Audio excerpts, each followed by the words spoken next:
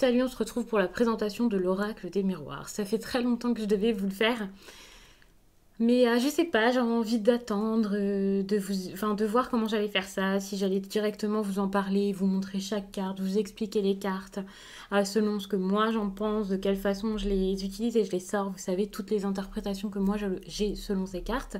Mais là, j'ai clairement juste envie de vous faire une présentation comme je le fais avec les autres oracles. Je vais pas spécialement me focaliser dessus. Pour l'apprentissage, eh bien, je pense que c'est très simple, hein. Tout le monde peut apprendre facilement ces cartes avec le livret qui est fourni dedans, mais également avec ce livre-ci dont je vais vous parler.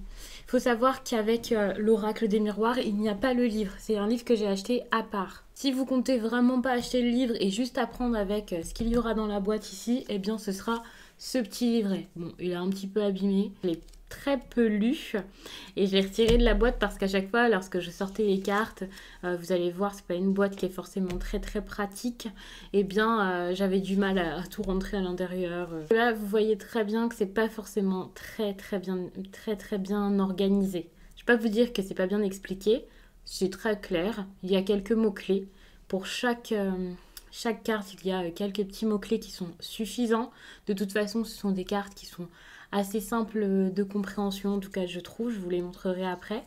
Mais ce qui m'a marqué, c'est que lorsqu'on arrive comme ça la première fois, ben évidemment c'est pas surligné, donc on peut avoir du mal à s'y retrouver parce que c'est tout condensé, tout serré comme ça, et c'est pas très clair à lire, c'est pas pratique pour l'apprentissage. Alors si on lit d'un seul coup comme ça et qu'ensuite on n'y revient pas, ok, mais si on y revient de temps en temps en faisant des essais de tirage pour apprendre et qu'on préfère regarder de temps en temps le livre au fur et à mesure, qu'on ne se souvient pas, c'est vrai que ça peut être assez dérangeant de devoir chercher comme ça pendant un certain temps. Bon, après, c'est pas si dramatique. En plus de ça, comme je vous le dis, moi, j'ai pas eu besoin de trop lire parce que c'est juste quelques mots-clés et ensuite, on s'y fait très facilement. Au départ, c'est pareil, il y a quelques méthodes de tirage, mais il n'y en a pas énormément. En plus de ça, c'est pareil, hein, c'est pas agréable à lire. Mais ça, c'est pas grave. Pour le livre, je vous en parlerai sûrement après, même s'il n'est pas fourni avec l'oracle. Donc pour cet oracle, il y a cette boîte qui est très abîmée. Donc ça fait quand même un petit moment maintenant que j'ai l'oracle des miroirs, donc c'est tout à fait normal. Ça fait que très peu de temps qu'elle a lâché, qu'elle a rendu l'âme, qu'il y a des petites parties qui sont parties tout simplement, qui se sont déchirées. Et j'ai mis du scotch, je préfère garder la boîte malgré tout, et puis je la renforcerai au fur et à mesure. J'avais un scotch assez petit, donc c'est pour ça, mais je ferai quelque chose de plus propre par la suite pour la garder. J'ai pas du tout envie de la laisser soit ouverte, voilà. C'est cette partie ici qui s'est arrachée, hein, qui part très facilement. Donc je vais sortir les cartes comme je peux, sans abîmer plus la boîte. À chaque fois, je vous parle, quand j'ai une boîte qui est assez solide, de la qualité, le fait qu'elle soit robuste, que je sois vraiment ravie qu'elle le soit. Je sais que parfois ça peut paraître bête, que je m'extasie devant la qualité d'une boîte de cartes, mais il faut savoir que je les manipule énormément dans une journée, dans une semaine et même dans une journée, parce que je fais beaucoup de tirages, que ce soit pour des consultations ou que ce soit comme ça, hein, sur YouTube, rien qu'avec toutes les vidéos que je vous sors, vous vous rendez compte toutes les fois où je manipule la boîte, quand je fais les tirages pour chaque signe. Voilà, j'ai besoin de quelque chose de solide. C'est pas parce que je n'en prends pas soin, c'est parce que c'est de l'usure, c'est normal. Après, pour les personnes qui tirent à titre personnel, très rarement, occasionnellement, la boîte tiendra largement la route pendant un certain temps. Mais il faut garder aussi en tête qu'un oracle, ça se garde des années et des années. Alors oui, les cartes qui sont faites actuellement, en 2021 pour le coup, mais depuis même pas mal d'années, je pense, j'ai pas pu l'expérimenter à mon âge, mais je sais qu'elles sont bien moins solides que celles qu'avaient nos parents, nos grands-parents. Les cartes qui datent de 20 ans, 30 ans, c'était pas du tout la même chose. Après, ça, c'est ce qu'on m'en a dit, ce que j'ai pu remarquer.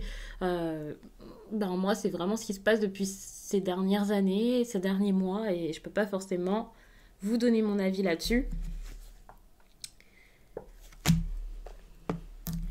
Mais il faut savoir quand même que des cartes, on les garde très longtemps normalement. Donc pour en revenir aux cartes, en tout cas pour commencer avec les cartes, voilà comment elles sont. Donc c'est un paquet qui est quand même assez épais, mais ça reste assez confortable à mélanger. Vous pouvez largement les mélanger dans ce sens-là. Moi je sais que parfois je les mélange dans ce sens-là parce que depuis que j'ai eu une tendinite, je pense que les personnes qui me suivent sur Instagram le savent, eh bien je fais attention, j'essaie de plus trop faire n'importe quoi avec mes mains. Donc au niveau de la tranche, ce sont des cartes tout à fait normales, hein, basiques. Au niveau de la qualité, donc... Je trouve que ça va, vraiment. On a vu pire, on a vu mieux, mais je trouve qu'elles sont quand même relativement solides. C'est des bonnes cartes. Elles glissent bien, c'est pas non plus les cartes les plus glissantes et glacées que j'ai pu voir, mais de toute façon, comme ça, à l'œil nu, on voit que c'est pas non plus des cartes très très glissantes. Elles sont quand même assez... comment dire, elles sont pas mates d'aspect, mais au toucher, voilà, enfin, on a vu mieux. Faut savoir que quand elles étaient neuves, elles glissaient peut-être mieux, je ne m'en souviens plus tellement. Mais c'est vrai qu'à un moment, je m'étais rendu compte qu'elles glissaient moins, je les ai bien astiquées avec un chiffon, c'est comme ça que je nettoie mes cartes. Et depuis, elles glissent déjà un petit peu mieux. C'est vrai qu'habituellement, je vous montre des cartes qui sont toutes neuves, donc je peux pas forcément voir la différence. Et il faut savoir que je viens de me souvenir que... il y a ces deux cartes que je n'utilise jamais. Ce sont des cartes qu'il y a en plus dans le jeu. C'est pas des cartes bonus, hein. On doit les utiliser normalement. Parfois on les sort, parfois on les manipule d'une certaine façon. Mais moi je ne les utilise pas. Je ne trouve pas que ça fausse les tirages. On pense vraiment chacun ce qu'on souhaite par rapport à tout ça. Je sais que j'ai dans mon entourage des personnes qui ne feraient absolument pas ça parce que pour elles, ça fausserait complètement tout le tirage. Mais moi, je ne trouve pas que ça le fausse jusqu'à là. Je sais que toutes les guidances que je vous ai faites, par exemple, eh bien, je les ai faites comme ça, sans les utiliser. Ça fait très très longtemps que je les ai retirées du paquet. Et donc, ouais, je vois la différence, mais c'est juste l'usure. Au départ, elle glissait beaucoup mieux. Mais il faut savoir que c'est normal, hein, je les utilise énormément. Voilà, on commence ici avec la carte l'ouverture. Ici, le rêve, la trahison. Comme d'habitude, je ne vais pas toutes vous les montrer. Le boomerang, l'enfermement, la maison, le changement, la clairvoyance, le temps, l'hérédité, l'amour, la culpabilité, l'amitié, l'homme, le bouclier, ah, derrière il y avait la loi, l'échec, la projection, la distance, le voyage, la femme, le travail, la naissance, le cadeau, la correspondance, le retard, l'instabilité, la famille, le carrefour, la joie, la jalousie, l'argent, l'examen, la séparation, l'enfant, la santé, la sexualité, la fécondité, l'accusation, la tranquillité, l'étranger, la victoire, la chance, la parole, le retour, l'évolution, le verdict, le compromis, le contrat, la réunion et la fatalité. Bon, pour le coup, je vous les ai toutes montrées, mais assez rapidement. C'est pas forcément pour que vous puissiez détailler, mais c'est vraiment pour vous montrer quel type de graphisme vous pourriez retrouver. Alors pour certains, ça peut faire assez enfantin. Moi, c'est pas spécialement le type de graphisme que j'aime habituellement pour un oracle, mais c'est l'oracle des miroirs et j'avais vraiment envie de l'avoir malgré tout. Je pense que j'en ai déjà parlé dans d'autres vidéos. C'est un oracle qui me plaisait, qui me donnait envie. Enfin, voilà, il est très parlant et il y a des moments où j'ai plus envie de l'utiliser que d'autres, alors que c'est loin d'être celui que je trouve le plus beau. Mais c'est pas forcément le but, hein, bien sûr, avec les tirages, juste d'aller vers l'esthétique. Donc je l'aime vraiment, et puis en plus, c'est pas moche non plus, hein, c'est juste une question de goût. Et voilà, de coloris. Le fait qu'il y ait un petit encadré, c'est pas forcément quelque chose habituellement qui me plaît, mais bon, c'est pour ça que c'est l'oracle des miroirs, hein, ce sont des miroirs. Et donc voilà. Il y a un aspect très psychologique aussi dans ces cartes, c'est ça que j'adore. Enfin, à l'époque, quand je l'ai eu, c'est ce que j'aimais beaucoup et je l'utilisais pas mal pour ça. Maintenant, je préfère largement utiliser le tarot pour ça. Mais c'est vrai que parfois, j'aime bien le prendre pour ce type de tirage, mais c'est vrai que je le prends plutôt pour vous faire par exemple des tirages pour la semaine, voilà. C'est pas un oracle que je vais prendre pour une grosse divination et je vais pas non plus le prendre pour une grande problématique ou pour un travail de l'ombre ou de quelque chose qui va pas. Pas du tout, loin de là. Mais et puis même personnellement, je vais pas l'utiliser pour moi non plus. Mais voilà, ça peut être un parti pris. Par exemple, pour les personnes qui veulent débuter, ça, je pense que c'est parfait. Je vous dis, au départ, je n'avais même pas le livre et je m'en suis très bien sortie sans le livre. Il faut savoir que je l'ai eu il y a très peu de temps. Je sais plus exactement quand je l'ai eu, mais j'ai mis du temps même à commencer à le lire. J'avais commencé dans le train à lire quelques pages. Et puis finalement, j'ai jamais terminé le livre. Donc ça fait que quelques temps que je m'y suis remise. Et pourtant, enfin de temps en temps, je regardais quelques petites phrases ou alors, oui, des petits mots-clés en plus, mais c'est tout. Et ça m'a suffi parce que j'étais déjà très à l'aise avec les cartes. Donc je vous conseille limite de commencer sans le livre, de voir si ça vous suffit. Après, si vous voulez vraiment un support, en apprendre plus, faites. Mais je vais vous montrer le livre, c'est pas quelque chose, enfin, c'est pas forcément nécessaire de l'avoir. Ah oui, je vous ai pas montré du coup les autres cartes. Celle-ci, donc le miroir magique et le miroir magnétique. C'est de très bonnes cartes. Je vais peut-être commencer à vous les mettre pour les guidances. Surtout que je connais l'interprétation de ces cartes, j'ai déjà essayé avec, mais c'est juste par habitude, je les avais oubliées. J'avais pas spécialement envie de les utiliser pendant un ou deux tirages, et puis ensuite je les ai jamais remises dans le paquet. Je me suis habituée à faire comme ça, et ça ne me dérangeait absolument pas qu'elles ne soient pas là. Pour le livre, donc c'est ça. C'est un livre qui n'est pas forcément très épais. Je pense que voilà, ils ont tout dit, enfin il a tout dit à l'intérieur. Je vous dis il parce que voilà la personne qui a fait ici l'oracle des miroirs et donc le livre. Je pense que non, c'est sur la boîte. Voilà, je vous ai pas montré ce qu'il y avait derrière, mais voici son créateur. Et donc on nous parle rapidement de la personne qui a illustré les cartes. Mais sinon, on parle plus, bien sûr, de la personne qui a donc fait le livre, créé l'oracle. Donc, il y a une introduction, hein, rien d'incroyable. Et ensuite, on commence tout de suite avec chaque carte. Je vais vous en prendre une au hasard. On tombe sur l'amour. Il y a donc des mots-clés. Relations sentimentales ou rencontres importantes. Partage, attachement, adoration, affection, tendresse, cœur, Vénus. On vous explique rapidement ici ce qu'il y a sur la carte, c'est-à-dire un jeune couple dans un cœur de roses et d'épines. Ça a son importance, le cœur de roses et d'épines, justement parce que ici, avec le côté psychologique, on vous parle du besoin d'aimer et d'être aimé, de quelqu'un qui a un tempérament heureux et bien dans sa peau, certes, mais également de possessivité, de jalousie. Donc ça, c'est important. Il faut savoir que dans toutes les cartes, en tout cas dans la plupart des oracles, il y a un côté positif, un côté négatif. La carte, c'est l'amour, ça donne envie, c'est attirant, ça fait plaisir quand cette carte tombe. Mais il faut vraiment voir les cartes qu'il y a autour, c'est très important. Donc ici, on fait vraiment la signification divinatoire qui est assez grande par rapport à celle au niveau de tout ce qui se passe au niveau des émotions ou du caractère de la personne. Et ici, on nous fait quelques petites associations avec d'autres cartes, en tout cas les associations les plus importantes, je pense. Il n'y a pas une association pour chaque carte, par exemple.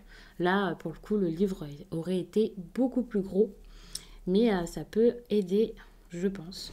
Surtout pour celles et ceux qui font des grands tirages avec beaucoup de cartes. C'est sûr que si vous avez l'habitude plutôt de prendre une seule carte, alors avec l'oracle des miroirs quand même, c'est pas quelque chose que je ferai. Mais si par exemple vous faites même des tirages avec passé, présent, futur, enfin voilà, vous n'avez pas spécialement à avoir besoin d'associer toutes les cartes les unes les autres et voilà. Mais c'est vrai que si vous faites par exemple un tableau à 9 cartes, ou alors des tirages à 5 cartes et puis ensuite vous recouvrez 2 fois. C'est vrai que c'est intéressant de savoir faire ça. de connaître déjà quelques interprétations, à savoir que, alors le livre est un peu abîmé parce que je l'avais pris avec moi dans mes affaires, très souvent dans mon sac, et puis bah, finalement je le lisais pas dans les transports, mais voilà, c'est pour ça qu'il a un petit peu vécu. Mais vous voyez ici avec la fatalité, il y a un petit peu plus d'interprétation. Ça dépend vraiment de chaque carte, ce qu'ils ont à dire par rapport à ça. Mais je ne vais pas vous en dire plus par rapport à tout ça, puisque je ne l'ai pas entièrement lu. Ensuite, j'avais vu des choses très intéressantes, par contre, que j'ai fait plusieurs fois, que ce soit pour moi ou non, c'est les méthodes de tirage. Je vais vous montrer ça rapidement. Je n'ai pas envie de vous montrer tout le livre, parce que ça ne se fait pas pour l'auteur, mais je vais vous montrer rapidement. Donc ici, on vous parle des méthodes de lecture. Donc il y a la méthode à 3 miroirs pour apprendre à mieux se connaître. La méthode à 5 miroirs pour une aide à la décision. La méthode du prénom. La méthode du miroir pour une analyse complète de sa destinée. Donc ça, très intéressant.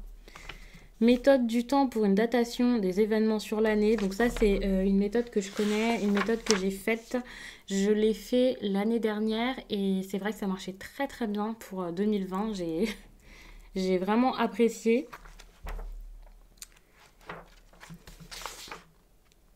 Et voilà.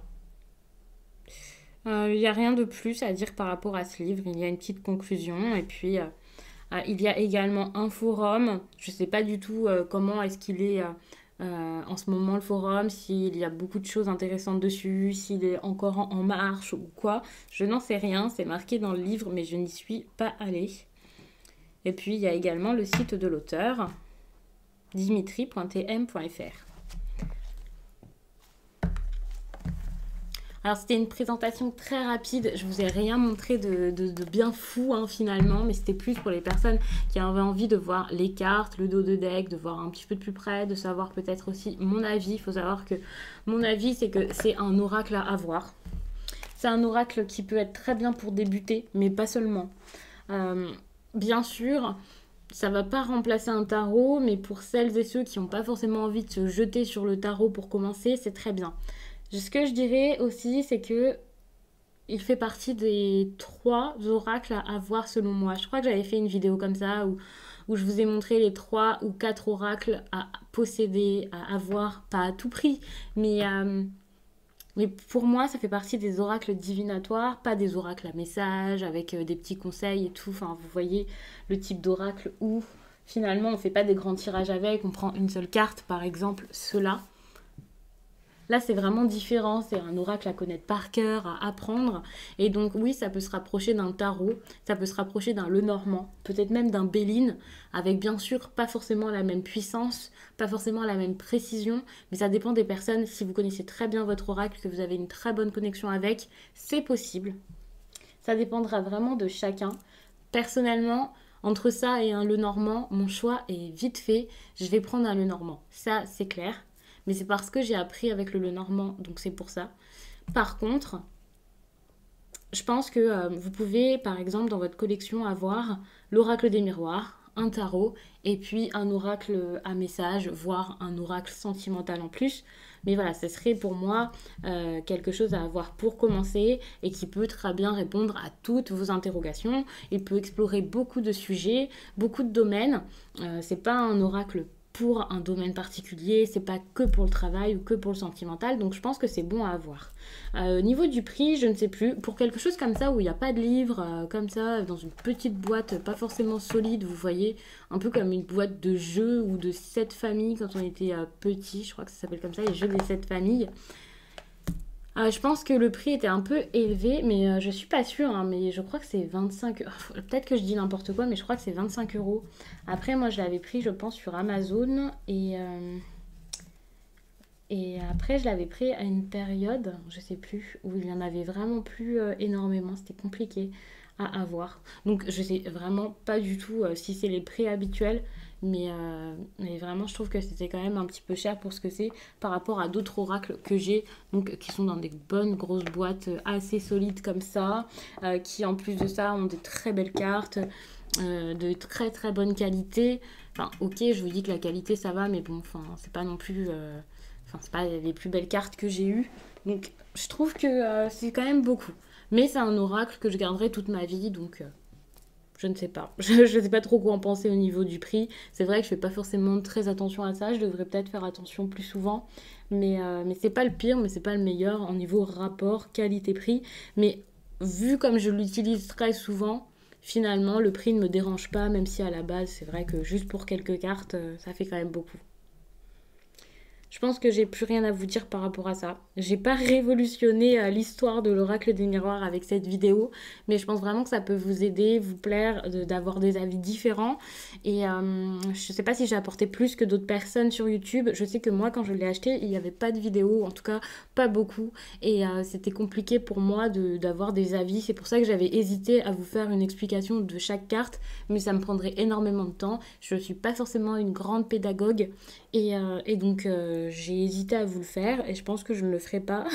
Sauf si un jour, l'envie m'en prend et que j'ai le temps. Peut-être que je penserai à le faire ou à voir comment vous expliquer tout ça. Par contre, ce qu'il y a d'intéressant pour les personnes qui débutent et qui tomberont sur cette vidéo, je ne sais pas si je vais penser à vous mettre la fiche en haut, mais il y a une vidéo où je vous explique les tirages. Je pense même qu'il y en a deux. Des vidéos sur ma chaîne où je vous explique comment utiliser un oracle, comment tirer pour les oracles, les méthodes de tirage que j'ai moi, que j'utilise le plus souvent. Et je pense que je vais vraiment penser à vous les mettre en fiche. Alors si c'est pas à ce moment de la vidéo, peut-être que je les mettrai à un autre moment. Mais ça serait très intéressant, je pense, de vous mettre tout ça pour les personnes qui débutent et de penser à vous faire également une playlist où vous trouverez tout pour débuter, que ce soit quels oracles prendre et voilà. Donc n'hésitez pas à regarder au niveau des playlists. Je vais vous créer tout ça pour les personnes qui tomberont sur cette vidéo peut-être dans très longtemps ou on ne sait pas. Donc moi je vous laisse là-dessus et je vous dis à très vite.